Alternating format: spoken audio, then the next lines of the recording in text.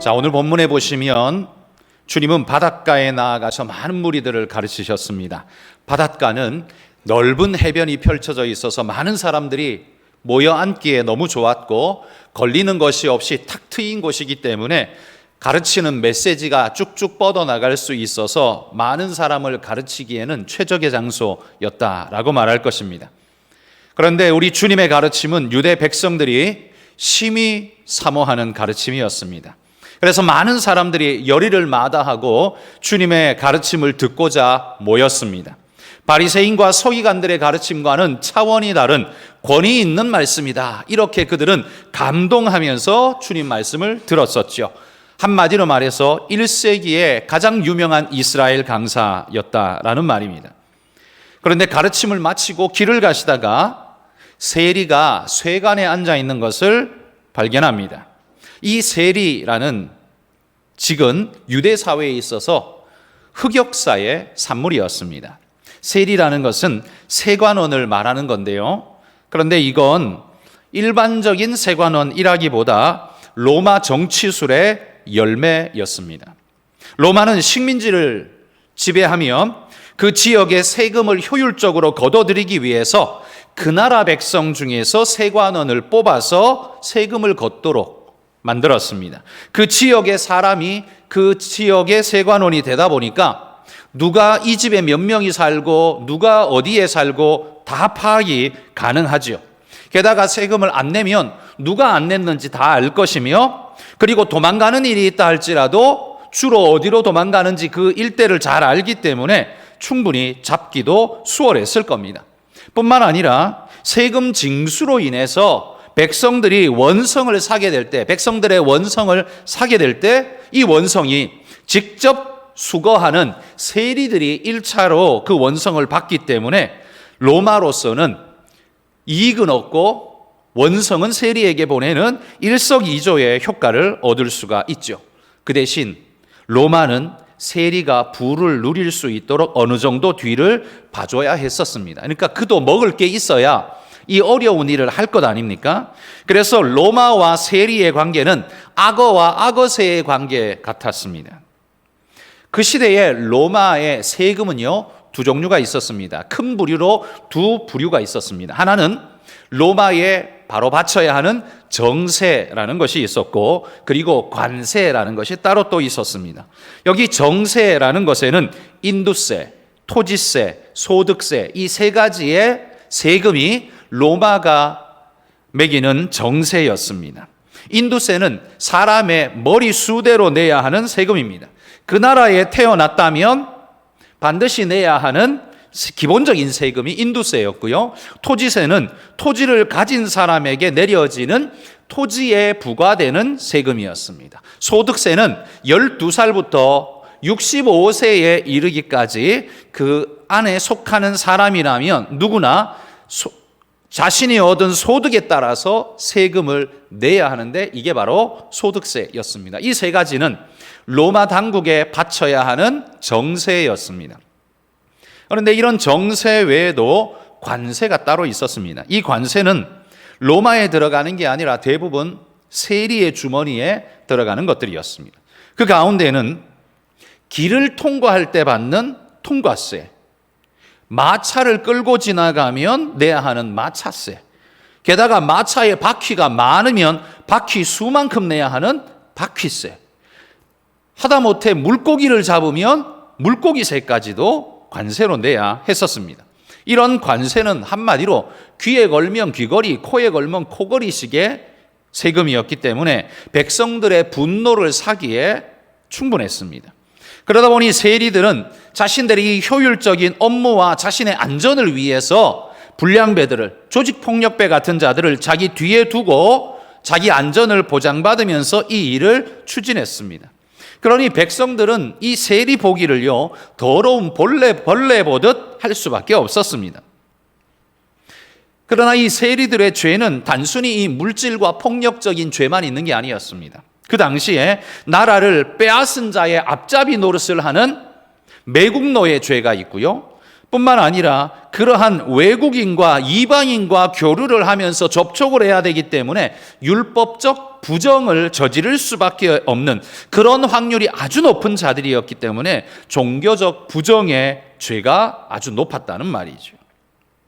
자, 이런 세리가 예수님이 가르치고 지나가는 길에 그 어간의 세관에 앉아서 일을 보고 있었습니다. 유대인들은 지나가면서 아마 침을 뱉으며 눈살을 찌푸렸을 겁니다. 그런데 14절에 보시면 우리 주님이 이 세리에게 다가가서 이렇게 말씀합니다. 나를 따르라, 이렇게 말씀합니다. 아마 예수님 옆에 있었던 이 12제자는 깜짝 놀랐을 겁니다. 아니, 저런 놈을 왜 부르지? 이건 뭐 저런 사람도 아니고 세리는 그냥 저런 놈일 수밖에 없었습니다. 유대인들에게는 그랬죠. 아니, 저런 놈을 왜 부르지? 분노 속에서, 놀람 속에서 이렇게 외쳤습니다. 아마 주변에 있었던 예수님 말씀 듣고 좋아서 쫓아오던 유대인들도 깜짝 놀랐을 겁니다. 아니, 저런 놈을 왜 부르는 거야? 사람들은 따르던 발걸음을 멈춰버렸을 겁니다. 좀 전까지만 해도 예수님의 가르침이 좋았고 가슴이 뭉클했는데 세리를 부르는 이 모습을 보는 순간 그분의 가르침이 마치 거짓과 위선이 된 것처럼 충격을 받는 그런 사건이 되어버렸습니다. 사람들 앞에서는 멋들어지게 하나님 나라의 율법을 이야기하면서 돌아서서는 세리를 부르고 있다? 세리를 왜 불러요? 그들의 생각 속에 세리를 부르고 있는 건 세리의 돈을 얻어보고자 하는 속셈이 아니냐라고 생각하기에 충분했죠. 생각이 여기에 미치는 순간 갑자기 예수님이 역겨워 보이기 시작했을 겁니다. 그는 입술로는 아주 위대한 권위 있는 메시지를 전했는데 삶으로는 세리를 불러서 돈 받고자 싶어 하는 이런 모습 굉장히 위선적이지 않아? 하면서 마음에 충격을 얻는 거죠. 아마 누구보다 바리새인들이 그런 충격이 제일 심했을 겁니다. 저는 이런 상상을 한번 해봅니다. 우리 주님께서 만약 오늘 이 시대 우리 가운데 오신다면 사람들은 우리 주님을 추앙하고 믿고 따를 것인가? 아마 아닐 거라고 생각합니다. 오히려 위선자라고 손가락질하면서 침을 뱉을 확률이 높을 것 같습니다. 왜냐하면 예수님이 위선자이기 때문이 아닙니다. 주님의 깊은 뜻을 헤아리지 못하고 자기 중심적으로 자기 마음대로 해석해버리는 우리 사람들의 습성 때문이죠. 지금 우리 시대 사람들은 진리의 말씀을 듣고 싶어 하지 않습니다. 오히려 자기 논리에 보탬이 되는 말이 어디 있는가를 뒤지고 있습니다. 그러다가 유튜브에서 누군가가 자기 논리에 보탬이 되는 이야기를 하나 해주면 옳다구나 하고 그거 자기 이야기처럼 받아들이고 자기 지지 세력으로 삼으려고 생각을 하지요. 사람들은 진리가 따로 있는 게 아니라 내가 하고 싶고 내가 생각하는 게 진리다라고 생각하는 게 오늘 이 시대 사람입니다. 그러니 지금 이런 사람들의 시대에 우리 주님이 오신다면 우리 주님이 말씀하신다 할지라도 사람들은 아마 듣지 않을 겁니다. 위선이라고 말할지 모릅니다. 거짓이라고 욕을 할지 모릅니다. 그러니 성도 여러분, 이러한 세상에 발맞추려고 너무 애쓰지 마십시오. 세상과 발맞추다가 우리 주님의 뜻에서 멀리 비껴져 나가게 되면, 우리 주님의 진리 말씀에서 멀리 벗어지게 된다면 이건 아주 큰일이 되기 때문입니다. 여러분, 세상은 우리의 기준이 될 수 없습니다. 그리스도인은 바로 이것을 언제 어디서나 잊지 않고 묵묵히 살아가는 사람들이 그리스도인이어야 합니다.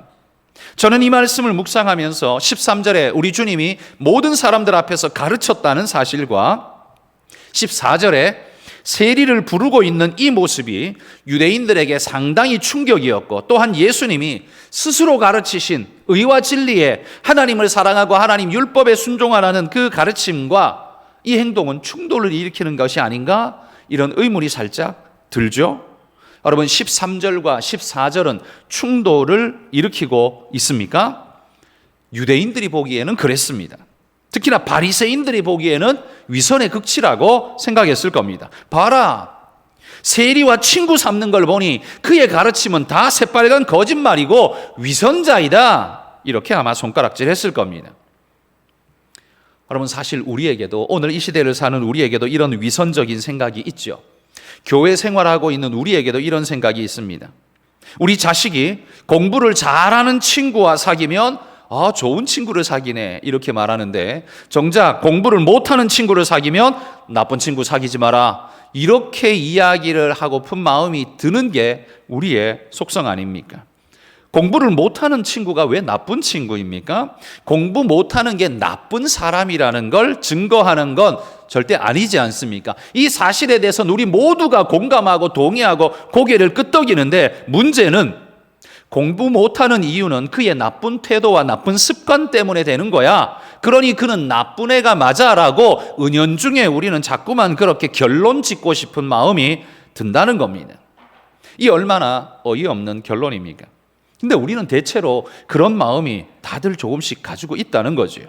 우리는 우리도 모르게 바리새인의 도를 따르는 자가 되어버렸는지 모릅니다. 그러나 우리 주님은요, 주님의 가르침과 세리를 부르는 사건에서 충돌이 일어나는 그런 분이 아니십니다. 13절과 14절은 충돌이 없다는 말입니다. 왜 충돌이 없다고 말할 수 있느냐 하면요, 주님의 가르침의 핵심은 언제나 두 가지였습니다. 하나는 하나님께 영광, 그 영광이 모든 목적이 되는 말씀을 하셨습니다. 그게 주님의 핵심이었고요. 두 번째는 사람의 구원을 위해서 당신이 오셨음을 선포하며 그의 모든 행위는 사람을 구원하기 위한 당신의 모든 행동이었습니다. 이 두 가지가 예수님의 가르침의 전부였습니다. 주님이 가르치신 가르침의 최종 목표는 하나님께 영광이었습니다. 하나님의 영광보다 더 높은 가치는 없습니다. 사람의 구원 역시 하나님의 영광보다 우선한 목적이 아닙니다. 사람의 구원이 가치 없고 낮다라는 말을 하는 게 아니라요, 사람의 구원을 이루는 것이 하나님의 영광을 이루는 길이 된다는 말입니다. 그래서 충돌이 일어나지 않는다는 거예요. 자, 그렇다면 세리를 부르시는 것은 이 두 목표 중에 위배되는 부분이 있습니까? 없습니다. 바리새인들이 볼 때는 하나님께 영광, 여기에 위배되지 않느냐라고 말하지만 예수님은 no라고 말씀합니다. 세리를 부르신 목적은 그를 불러서 새롭게 하여 하나님 앞에 쓰임받는, 그래서 궁극적으로 하나님의 영광을 위해 사는 사람이 되도록 하는 데 있기 때문에 하나님의 영광에 부합하다는 거지요. 세리들은 어떻게 해요? 바리새인들은 생각하기를 세리를 접촉하고 부르는 것 자체가 하나님 앞에 부정이라고 말하지만, 예수님은 그런 자를 불러서 변화시켜서 하나님의 사람으로 바꾸어 쓰시는 것, 바꾸어 하나님께 영광되게 하는 것, 이게 얼마나 하나님께 영광되냐라고 말하는 거죠. 그러니까 바리새인의 시선과 예수님의 시선이 완전히 차이가 났다는 겁니다. 게다가 세리로 살아가는 그를 불러서 하나님을 위해 일하는 자로 변화시키니, 이 또한 사람의 구원에 아주 적합한 합당한 일 아닙니까? 주님이 바닷가에서 멋지게 연설하고 감동을 안겨주신 그 모든 가르침은 오히려 14절에서 성취되어지고 있는 겁니다.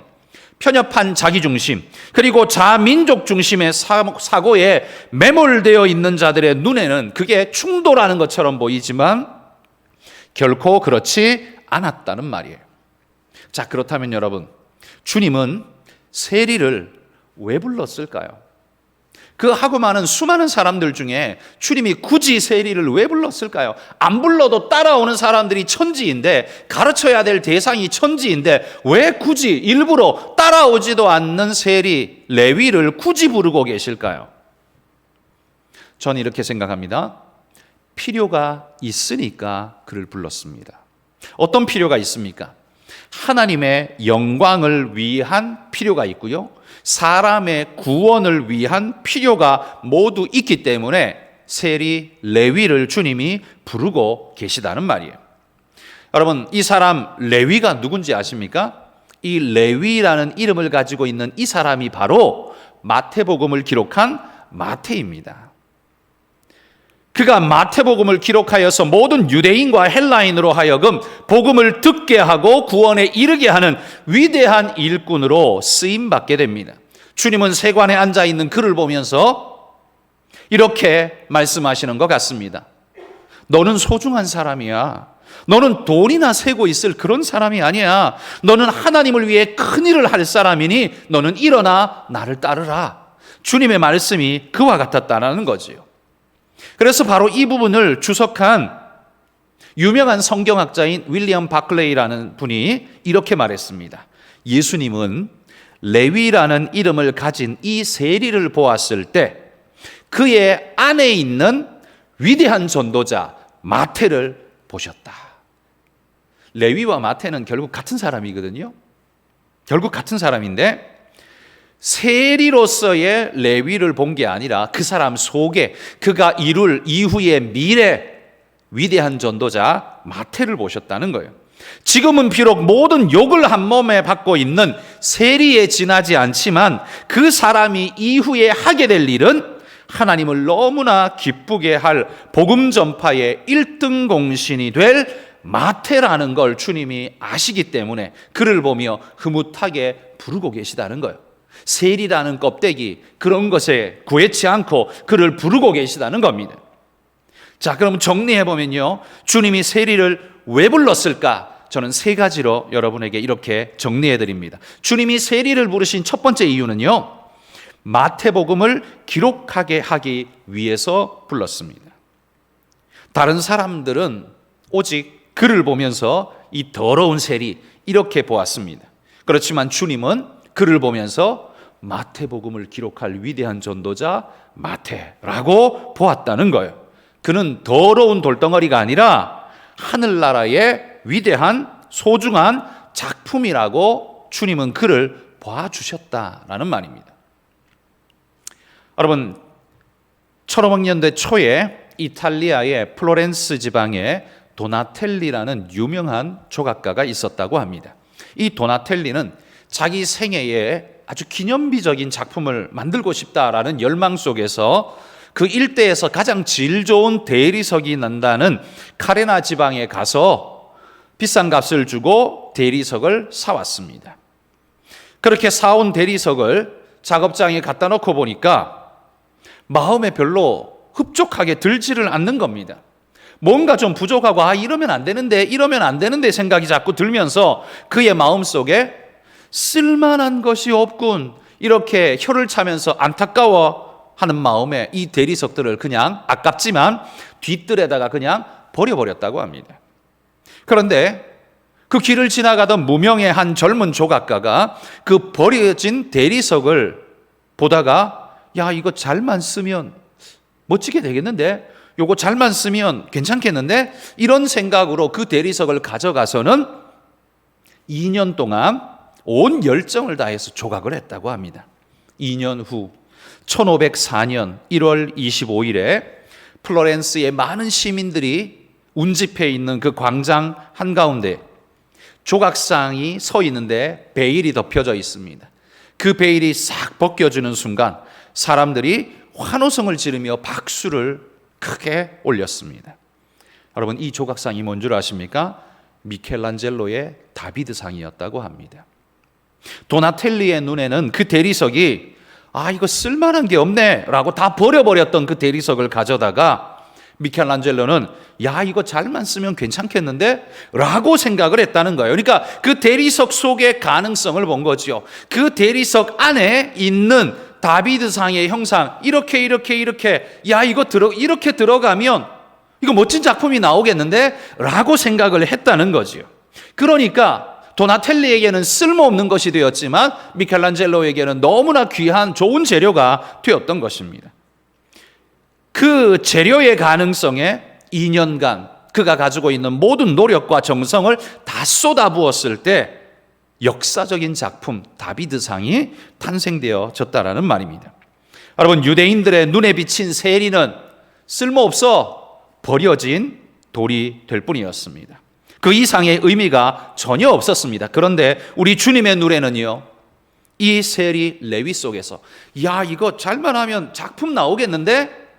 얘를 데려다가 쓰면 마태복음 나오겠는데? 라는 꿈을 꾸셨다는 말입니다. 여러분, 그렇다면 주님이 이 세리를 부르실 이유가 충분하지 않습니까? 주님은 그걸 볼 수 있는 전문가였고 예술가였고 지도자였습니다. 여러분, 사람이 노동력, 손으로 하는, 등짐을 지고 손으로 뭘 하는 일들의 가치는 별 차이 없이 대등하다라고 여길지 모르지만요, 그걸 보는 눈, 창조적으로 그것이 보이고, 야, 요렇게 하면, 이걸 이렇게 만들면, 이거 이렇게 하면, 그렇게 보는 그 눈이 바로 천배만배의 가치를 만들어내는 위대한 것 아닙니까? 공산주의자들에게는 이런 눈의 가치를, 그들은 이런 눈의 가치를 무시하고 노동 가치만 계산하기 때문에 공산사회에서는 모두가 하향 평준화될 수밖에 없습니다. 북한을 보십시오. 공산사회 중에 제대로 사는 나라가 어디 있습니까? 근데 특이한 건 그 공산사회가 어디서 시작하면 민주사회에 기생하여서 공산사회로 바뀌어간다는 겁니다. 이 놀라운, 안타까운 일이죠. 하향 평준화를 만들어버리는 겁니다. 공산사회에서는 그럴 수밖에 없다는 겁니다. 주님이 세리를 부르신, 이 세리 레위를 부르신 첫 번째 이유는 마태복음을 기록하기 위해서 그의 안에 있는 그 가치를 발견하셨다라는 거예요. 두 번째, 주님이 세리를 부르신 두 번째 이유는요, 변화의 능력을 모든 이들에게 보여주기 위해서 그를 불렀습니다. 레위를 아는 모든 사람들은 아마 하나같이 이렇게 외쳤을 겁니다. 저놈은 죽었다 깨나도 안 변해. 본질이 더러운 놈들은 아무리 씻어내도 바뀌지 않아. 아마 사람들은 그렇게 외쳤을 겁니다. 유대인들의 머릿속에는 세리를 향한 고정관념이 절대 바뀌지 않았습니다. 그러나 주님은 레위를 불러서 변화된 새 모습을 모든 사람들에게 보여주고 싶었습니다. 왜냐하면 그의 변화를 통해서 수많은 사람들이, 절망에 빠진 수많은 사람들이, 나는 안 돼! 라고 포기해버린 수많은 사람들에게 너도 할 수 있어. 세리, 레위도 바뀐 걸 봐. 너도 할 수 있어. 라는 그런 가능성을 그들에게 심어주고 불러내고 싶으셨다라는 말인 거지요. 제가 요즘 아주 흥미롭게 보는 TV 프로가 있는데요. Sing Again이라는 프로입니다. 거기 한 참가자가 참가 이유를 이렇게 설명하는 이가 있었습니다. 자신은 자기가 노래해도 되는 이유를 발견하고 싶어서 이 경연에 참석했습니다. 이렇게 말하는 겁니다. 이게 무슨 말인고 하니, 자신은 스스로는 노래를 좀 한다라고 생각을 하는데, 근데 현실은 자기 노래를 하는 게 아니라 늘 다른 가수 뒤에서 백코러스나 해주고 있는 자기를 보면서 이게 뭔가, 남의 노래나 뒤에서 받쳐주고 있는 나는 이게 도대체 뭔가, 내 존재의 이유는 도대체 무엇이며 내가 노래해야 하는 이유는 도대체 뭔가라는 이런 상실감이 그를 완전히 사로잡아 버렸다는 거지요. 그래서 이 경연에 참여해서 자신이 그 노래해도 되는 이유를 발견한다면 계속 자기는 이 노래를 할 것이지만, 그러나 내가 여기에서 그 이유를 발견하지 못한다면 내가 노래를 잘하기는 하지만 내가 이거 다 포기하겠다, 이런 마음으로 나왔다는 거예요. 그런데요, 그분이 노래를 엄청 잘했습니다. 그래서 심사위원들 전원이 합격 버튼을 눌러줬습니다. 그러자 그분이, 그 참가자가 이렇게 말했습니다. 자신이 노래해도 되는 이유를 발견하게 해줘서 너무너무 감사합니다.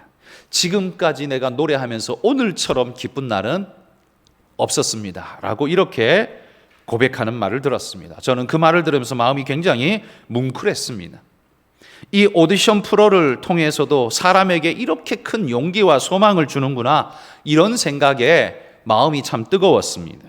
여러분, 주님은 세리 레위를 부르시는 이유가요, 그가 부름받아 변화된 새 사람이 된 것을 많은 사람들에게 보여준다면, 이런 레위 같은 다른 세리들, 다른 죄인들, 자기를 포기하고 절망 가운데 살아가는 용기 잃어버린 수많은 사람들에게, 그러면 나도 한번 해보자, 나도 할 수 있겠다라는 도전이 되지 않겠느냐, 주님이 그 소망과 꿈을 그들에게 심어주고 싶으셨다는 거지요.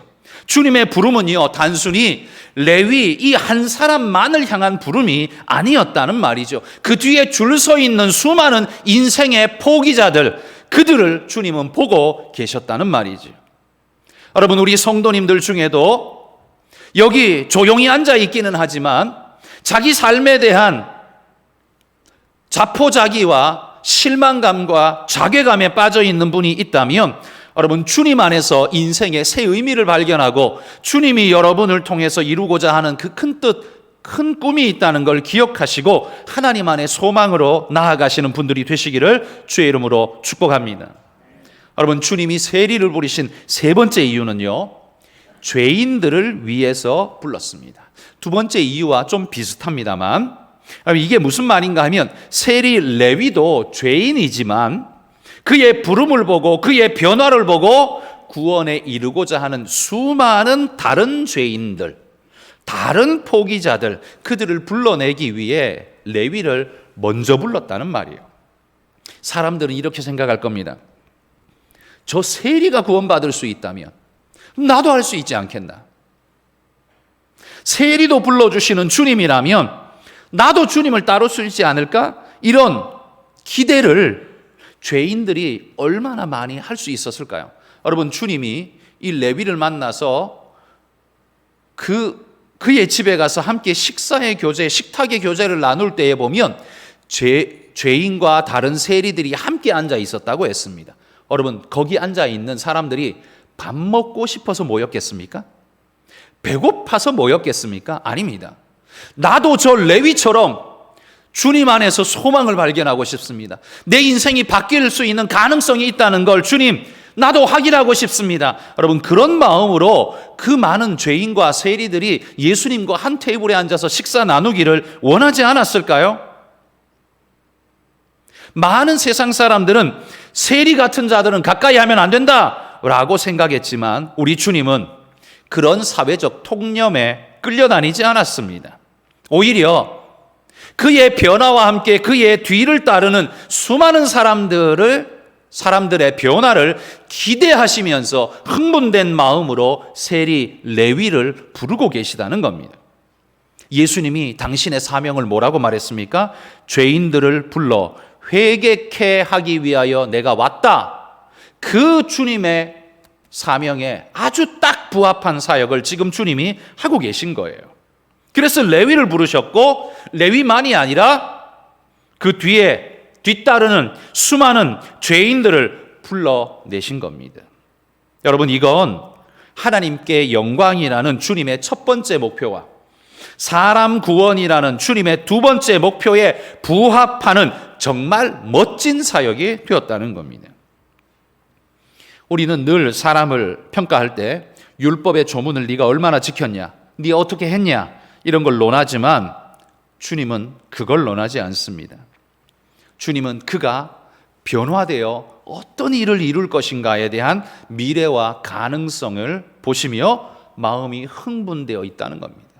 뒤뜰에 아무렇게나 내동댕이 쳐진 그 대리석, 그렇지만 미켈란젤로는 그 대리석을 보는 순간 그 안에 다비드상의 형상을 머릿속으로 떠올리면서 야 이거 잘만 하면 작품 나오겠는데? 라는 소망을 가지고 그 대리석을 기쁜 마음으로 들고 간 것처럼 우리 주님도 그 세관에 앉아있는 세리를 보면서 주님이 이거 작품 나오겠는데? 하시면서 그를 데려다가 하나님의 위대한 제자로 삼으셨다라는 말입니다. 여러분 이게 얼마나 가슴 뛰는 일입니까? 우리는 세상으로 보자면 뒤뜰에 버려진 대리석 같은 쓸모없는 존재일지 모릅니다. 아무도 주목하지 않는 버려진 물건일지 모릅니다. 그러나 우리 주님은 그런 우리를 주목하시면서 우리 안에서 이루실 위대한 역사를 꿈꾸시는 겁니다. 여러분 저도요 지금 목사가 되어서 여기 여러분 앞에서 이렇게 설교하지만 제가 청소년 시절에, 제가 청년 시절에 내가 할 수 있는 게 뭘까? 아무것도 없을 거라는 생각이 나를 많이 지배했고 그때 제 생각은 어떻게 먹고 살지? 난 뭐 하고 살아야 되지? 이 생각이 전부였습니다. 그런데 보십시오. 30년이 지나 지금은 수백 명의 사람들 앞에서 하나님 말씀을 선포하며 낙심한 자들의 심령에 하나님 말씀으로 위로하고 일어나라고 격려하고 삶을 포기하고 내동댕이 친자들에게 하나님의 은혜를 선포하면서 말씀으로 일어서라고 세우는 이 위대한 일들을, 하나님의 구원에 동참하는 이 일들을 하게 되었다는 사실, 꿈에도 생각하기 힘든 일 아닙니까? 누가 이걸 상상이나 했겠습니까? 하나님이 뒤뜰에 버려진 것 같은, 그 버려진 대리석 같은 존재인 우리를 주님이 불러서 위대하게 쓰실 때, 여러분, 하나님의 놀라운 은혜의 역사는 이루어진다라는 겁니다. 내가 위대해서 쓰인 게 아닙니다. 하나님이 위대하게 쓰시는 겁니다. 여러분, 오늘 설교 제목이 뭡니까? 세리도 불러 쓰신다입니다. 세리도 불러 쓰신다면 나머지는 말할 게 없다라는 말입니다. 나머지는 말할 게 없다는 거예요. 하나님은 반드시 당신을, 여러분의 자녀를 불러 쓰실 줄 믿습니다. 포기하지 말고 주님 앞에서 믿음으로 주님 꼭 붙잡고 살아가는 그런 성도님들이 되시기를 주의 이름으로 축복합니다. 기도하겠습니다. 하나님 감사합니다. 뒤뜰에 버려